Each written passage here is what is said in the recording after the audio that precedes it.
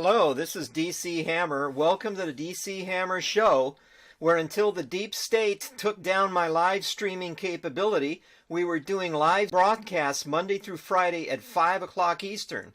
So until the Black Hats release me from my restricted internet privileges, I will be pre-recording DC Hammer shows daily, Monday through Friday, and uploading them to my YouTube channel as long as YouTube does not ban me. So let's get right into it. So, China, just in case you think that I am mistaken when I continue to report that the most clear and present danger to the U.S. and the world is the Red Dragon, the Clintons' go-to state for treasonous pay-for-play, the most tyrannical and bloodthirsty regime on the planet, the communist dictatorship of Xi Ping-pong. Here is confirmation. This piece comes to us from ChinaNews.net. The article indicates that Polish security services have arrested a Chinese Huawei employee for spying. So the important thing to understand about what is happening here is that, of course, as the United States is the Chi-Com's primary target, do not lose sight of the danger. The Red Dragon will do anything to take us down, and at the same time they are targeting any other country, any other independent free state in the world that dares to resist their tyranny, their desire to take over their states as well as our own, and they will continue to lash out to do whatever they think they can do by spying, stealing technology, and doing anything else they can in order to further the Chi-Com's ambition of world domination. So, in Poland, an employee of that technology company in China that is hitting the news almost every day now, one of their representatives was arrested by Poland's International Security Agency. They've been charged with espionage against Poland on behalf of China. And according to the state broadcasting service in Poland, 2 men were actually arrested on Tuesday after the security services searched the offices of that Chinese tech giant. The offices were searched. The Polish security agents seized documents and electronic data that proves to them that these people are engaged in espionage in Poland. And you've got to give it to the Polish. Not only will they not accede to the desires of the deep state and George Soros to let down the drawbridge and let all of the criminal illegal aliens, the invasion from North Africa and the Middle East to overwhelm their country, they are also then taking action to secure their computer systems and their companies and their government from intrusion from the communist Chinese. So I say, way to go, Poland. You are setting a model for the rest of the world. The arrest now took place a month after Meng Wanzhou, the chief financial officer, was arrested in Canada. And at first, there was some feeling or some belief that what was going on was actually the deep state doing something to either embarrass President Trump as he was negotiating with Red China, or taking other actions in order to further the deep state activities. But it appears it's the exact opposite. It looks like these arrests, that these people that are involved in espionage being thwarted, is part of the worldwide effort by countries, free nations like Poland and the United States, to ensure that the perpetrators of this kind of illegal activity are arrested and brought to justice. Meanwhile, President Trump continues on the path to promoting world peace instead of a world in pieces. Breitbart is reporting that the United States military departure from Syria is underway. So Barack Hussein Obama and Hillary Clinton, you know Hillary, we came, we saw, he died. Clinton's Middle East meltdown gambit is being reversed. As for Trump, he came, he saw, he defeated ISIS. So it's now time for the triumphant members of the greatest military on the planet, the United States Armed Forces, to return home, mission accomplished. May God bless the members of our military and their families. At this point, it's being reported that all 2,000 of the American troops in Syria are being, President Trump had made that announcement back in December, and he is now making good on that announcement. And General Mattis, who was the Secretary of Defense, resigned shortly thereafter. It could be that Mattis was resigning over the fact that his plan for what should take place in that part of the world is different than President Trump's, as the official statement stated. Or it could be that, once again, that he has vacated his position in order to assume an even more important task, and that would be to be one of the participants in the military tribunals that some are speculating have already begun as early as January 2, when the new military tribunal rules that President Trump passed in March 2018 went into effect January 1st this year. So the troops are coming out from Syria, the American troops. This sets the stage for a peace to reign in that part of the country, and we'll see how this unfolds as the months go on. And another effort to secure peace in that troubled part of the world is underway, as this conservative Treehouse article indicates. United States Secretary of State Mike Pompeo has eviscerated the Obama policies that were in place in that part of the world, and in Cairo, Egypt, made a proclamation, Secretary Pompeo, that the age of self-inflicted American shame is over. So the White House and the U.S. State Department have put away their prayer rugs and replaced the deep state deep bow of subservience and acquiescence with the firm handshake of American strength and eye-to-eye contact of confidence. We are reclaiming our role as the world's preeminent superpower, as this piece by Conservative Treehouse explains.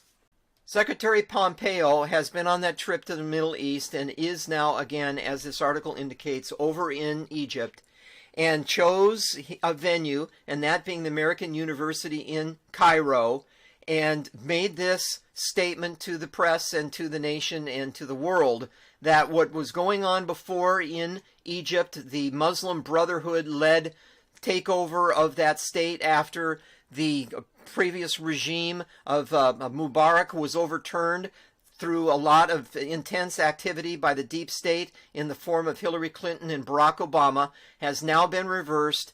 That shortly after the Muslim Brotherhood took over the country, after Mubarak was displaced, the people arose throughout the Muslim Brotherhood and have now implemented a government that they approve, instead of it being implemented upon them, forced down upon them by the deep state.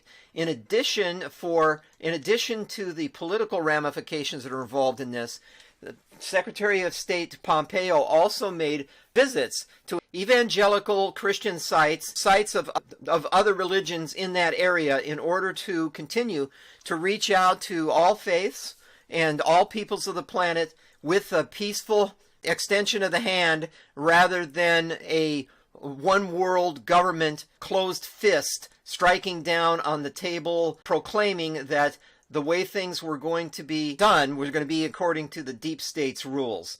So it's interesting that a state in that part of the world that was an ally of the United States, that being Egypt, has been turned from being an ally into being an adversary, now back to being an ally with us again. And it looks like President Trump and Secretary of State Mike Pompeo are solidifying our relationships with key players in that area in order to ensure that the peace is achieved and then the peace is retained into the distant future. At the same time, Secretary of State Pompeo continues to point the finger at Iran and to make it clear to the rest of the world that their regime will not be permitted to continue to be the chief spreader of terror on the planet, and the Ayatollah Khomeiniak and their henchmen who have murdered, jailed, and intimidated free-loving Iranians. It is time now, with the efforts that the United States now has launched, to support the freedom fighters and the people in the street that want the freedom in their own countries, to replace the henchmen that have been in place for all these years, supported by and ushered in by previous Democrat administrations, such as the Carter administration back in the 70s, who helped oppose the former Shah of Iran and replace him with the Ayatollah Khomeiniak, who they brought in from Paris, France, and then has unleashed this reign of terror that's gone on now for 40 years on the Iranian population. So it appears that President Trump and Mike Pompeo are set in their strategy in order to release those people in those nations in that area of the world from their bondage, and have enabled them then to seek their own peace without the United States trying to dictate exactly what would be done in their countries. Of course, back home, the battle to secure our southern border continues as the Democrats continue to stonewall the wall, continue to place criminal illegal aliens on pedestals, while they turn a blind eye to the swath of death and destruction left in the wake of these foreign invaders. Yesterday, President Trump paid a visit to the border area in Texas and was greeted warmly by the people who really count. Those who understand both the dangers of permitting an invasion of illegal criminals and the need to immediately and firmly take action to secure the border. The Daily Signal is reporting families of slain officers called for the border wall. The narrative that's been spread in the Marxist screaming media that the American people are actually resisting the building of the wall, in my view, is completely false. And if actual polling, true polling were to take place, you would realize that the people that understand the dangers of what this previous administration had put into place, with this quote from the Daily Signal from one of those people, the way the member of the family, was killed, and what my family is going through right now, I do not want any other family, law enforcement person to go through. That was from the brother of police officer Singh, who was killed by an illegal immigrant in California. In my view, a direct result of the sanctuary state status of the state of California, which puts the illegal criminal aliens actually in a position where they can murder, rape, pillage, do whatever they want without having to fear even being put in jail, as at times in California, even judges have participated. For example, there was one case where an illegal alien, when it was understood that ICE was coming to ensure that once his trial for a violent crime was concluded, he was not going to be returned just to the prison or jail population in that area, but he was going to be grabbed by ICE and deported. The judge enabled that illegal alien criminal that was in his court, once the judge got the heads up that ICE was on the way, he enabled that illegal alien criminal to escape from the court without being grabbed by ICE. These are the things that we must stop, and they must stop now. That judge deserves to be the one wearing the orange jumpsuit. And to just put an exclamation point on my comments leading up to this article, this comes to us from thosewhoserve.com. Unfortunately, tragedy has struck again, as we see from this website, that another brave first responder has been slain. Now remember, the left's war against the United States is not confined to ensuring that illegal alien criminals are allowed to murder us at will, operating with abandon, especially within the sanctuary state of California. It also encompasses the left's war on cops, the flames of which were stoked mightily by the Hussein administration, aided and abetted by disgraced former Attorney General Eric Hands Up Holder, and continues to this day. From the lies of Ferguson to the vicious Black Lives Matter effort, except in Chicago, right, Rom? To the fascist black-clad anarchists of Antifa, the left continues the war on enforcers of the law that it initiated during the 1960s as the anti-war Vietnam War movement descended into madness. What has happened in this case is a Davis, California police officer named Natalie Corona, on one of her first assignments on the police force in Davis, California, was slain by, at this point, someone that the law enforcement community has not released as far as background. We don't know what's going on. But if you take a look at the city of Davis, it's located within the rural California center, just west of Sacramento, And if you dive deeper into that area, you see that it's surrounded by farm communities. Davis is a place where there's the main draw or point of interest in that area is the University of California, Davis, which was a hotbed of activity for resisting the government back in the days of the Vietnam War, and has continued to be a hotbed of leftist activity to this day. So you've got the university over here, and the place where Natalie Corona was murdered was just off campus near 5th and C Streets in the Davis area. And when the police attempted to find and arrest the perpetrator of the crime, the murderer of Natalie Corona, they put a net over the university. They put a lockdown in that area. And by the time that they found the perpetrator, he had committed suicide apparently inside a house. And at this point in time, they have not released any information regarding that person. We'll just have to wait to find out exactly what he had in mind and the reason for him murdering this beautiful young woman, a proud daughter of a long-serving police officer. She had just completed her police training in Sacramento, had gone on to her first assignments as an officer, city of Davis, and was mowed down in cold blood. This picture of her, this is the thin blue line flag that she was flying, and being very proud of the fact that she was intending, this was before she became a police officer, to be a part of that thin blue line. And she was, again, from a police officer family, and very proud as Dad was pinning her badge on her at her ceremony when she was inducted into the police service, and was very quickly after that murdered by whom we, at this point, we don't know, but we will find out. And this is interesting. This posting is, to some, this is just a picture of a line that would be the thin blue line. To others, it's a family crest. And that would be the family crest that the Corona family in Northern California adopted. And unfortunately now they are in mourning for the loss and preparing for the burial of this beautiful young woman who only wanted to serve her city and to serve her state and to serve her country. But because of the leniency in California on not just illegal criminal aliens, but all criminals in particular, she is now dead, murdered at the hands of another criminal. So whether the murder of Natalie Corona was at the hands of a criminal illegal alien or merely a violent resident, we are reaping the whirlwind of leftist soft-on-crime policies. But back to the border, Pamela Geller reports that the Democrats approved $500 million for a border wall.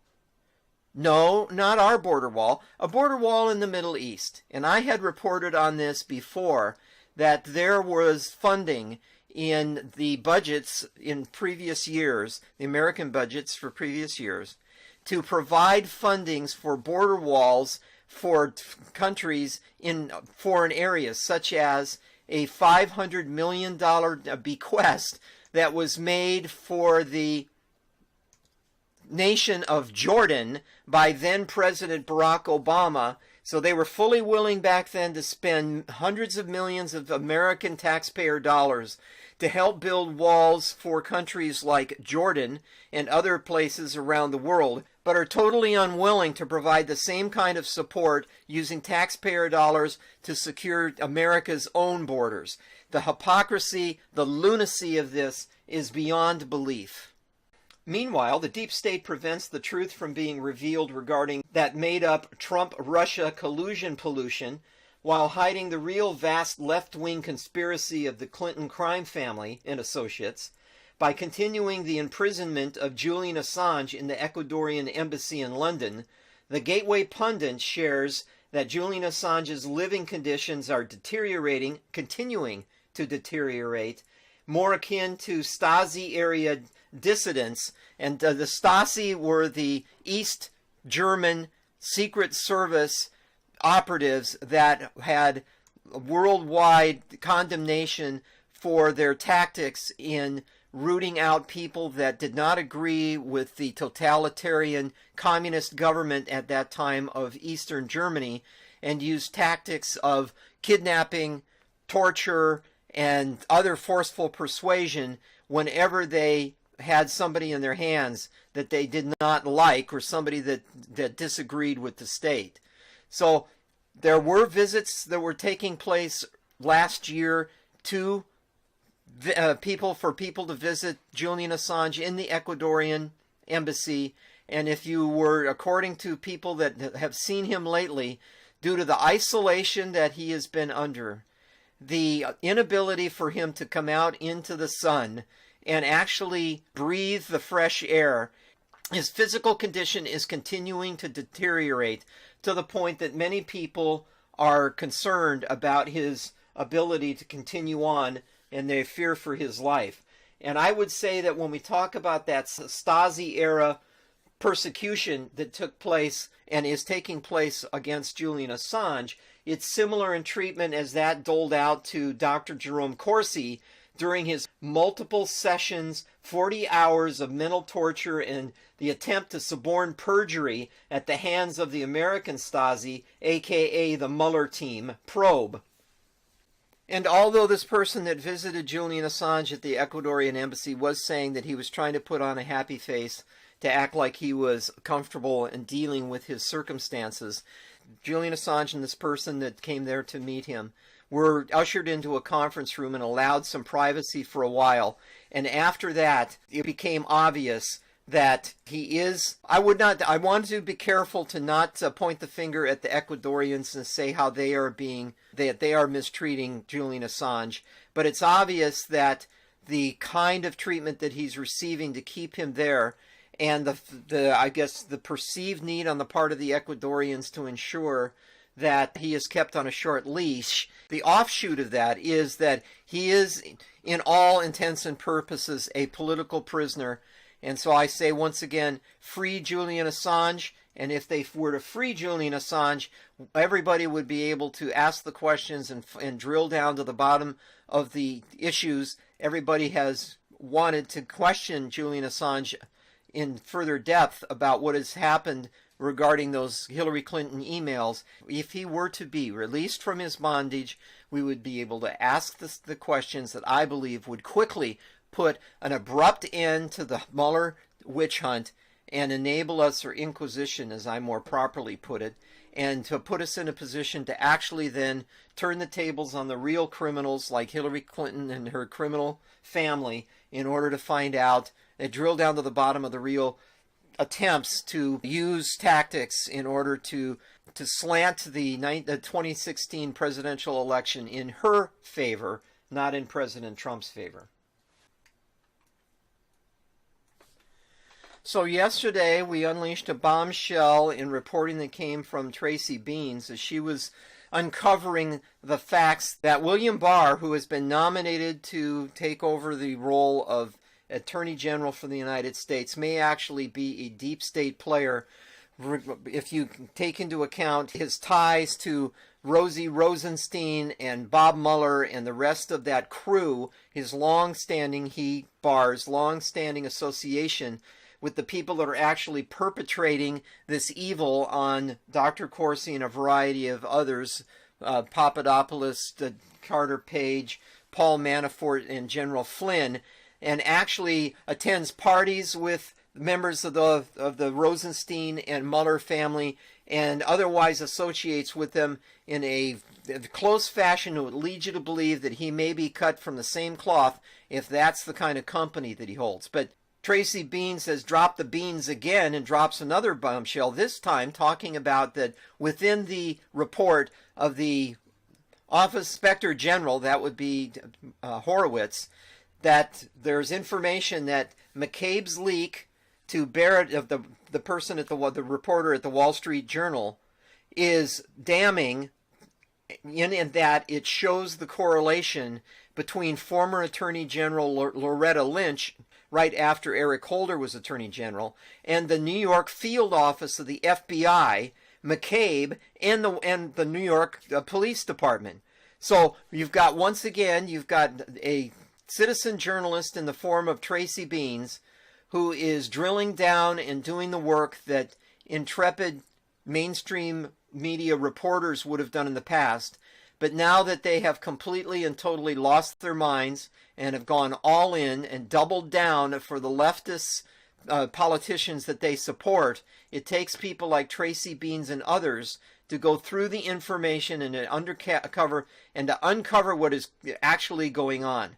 So the OIG report continues to have little nuggets of truth buried within its pages, and Tracy Beanz has illuminated exactly what has been going on with connections between McCabe, Lynch, offices of the FBI, the other offices of the Department of Justice, the New York Police Department, unfortunately.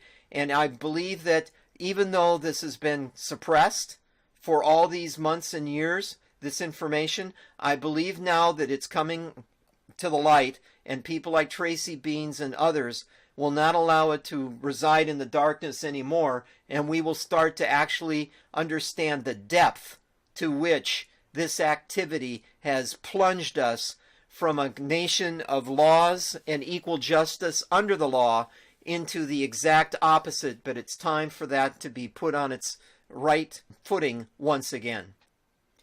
And yesterday I posed the question, whether she's dead or alive, just where is Supreme Court Justice Ruth Bader Ginsburg?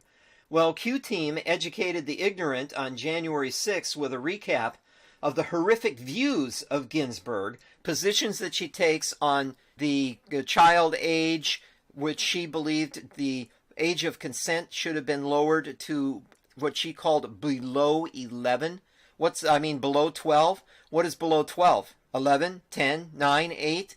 And a variety of other positions that she has taken on issues over the years, and even before she was confirmed as a justice, that if this information about her positions on issues involving gender and age had been revealed during her senatorial confirmation process to the same level as lies about Brett Kavanaugh were put on the table for consideration during his confirmation hearing, Ruth Bader Ginsburg should have lost the nomination 0 to 100. Today, Q-Team has come up with another little nugget and is posing the question that if a woman is selected as the nominee, that would be to replace Ruth Bader Ginsburg, does that eliminate the wrap-up smear regarding sexual assault? And I think what he's posing here is the belief that as it's becoming obvious whether Ruth Bader Ginsburg is on ice or not, that there is an impending replacement of a Supreme Court justice, that being RBG, coming up soon. And in order to prepare for that eventuality, the Trump administration, as this piece from True Pundit shows us, is preparing a short list of Supreme Court candidates in order to replace her. So as they're going through, just as any administration does, when they have the feeling that there is going to be a vacancy on the Supreme Court, they take a list of candidates, they create a list of candidates, they go through it, and they prepare to do the election for whom they are going to nominate. President Trump is obviously going through that process right now, and what's interesting, is it possible that Ginsburg is already on ice, waiting for the deep state to haul her out and set up the memorial, just at the wrong time? Well, it appears dinosaur Dianne Feinstein is teeing up that ball, and as Running the Race reports, the deep state has already chosen their next target for personal and career destruction, presuming that Amy Coney Barrett will be President Trump's nominee to replace Stone Cold Ginsburg. So the interesting point here is that there are no reports through the Marxist screaming media about the status and the ability of Ruth Bader Ginsburg to continue her role as a justice of the Supreme Court.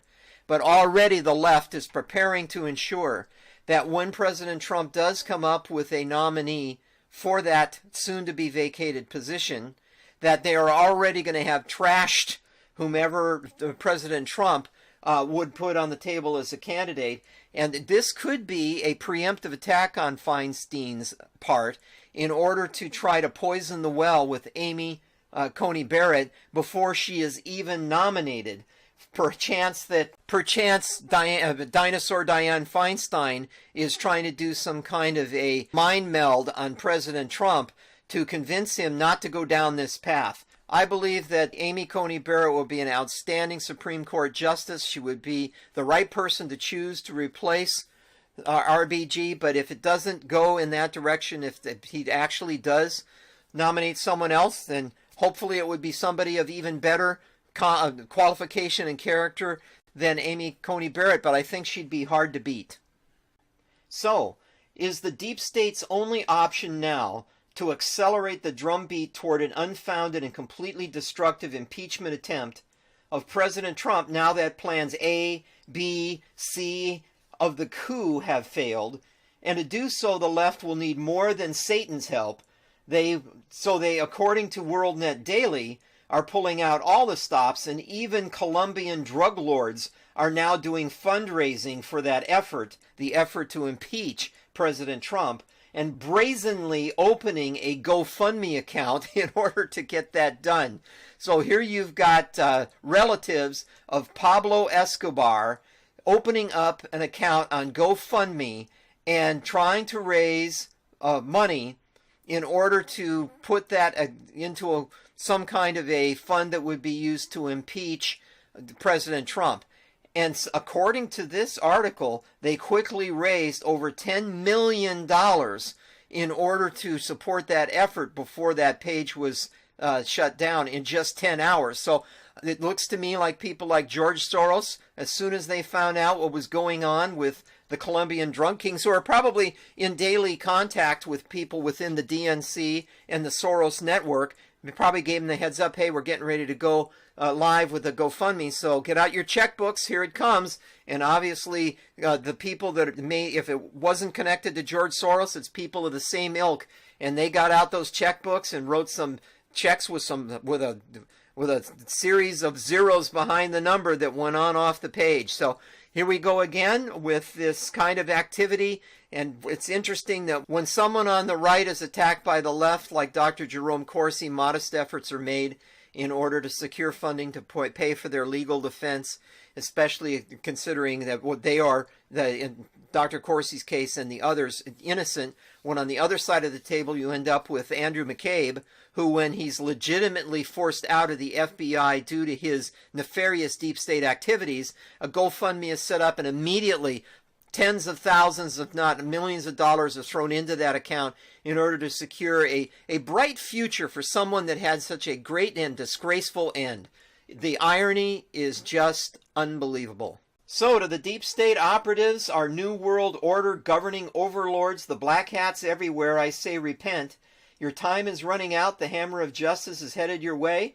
Abandon the leaking ghost ship while you can. Save yourselves from this wicked generation, for we will never surrender. We will never be silenced. We will continue to fight on to victory in God's name, regardless of whether you remove me from the internet or not. So God bless you all, and we're looking forward to being with you again Monday.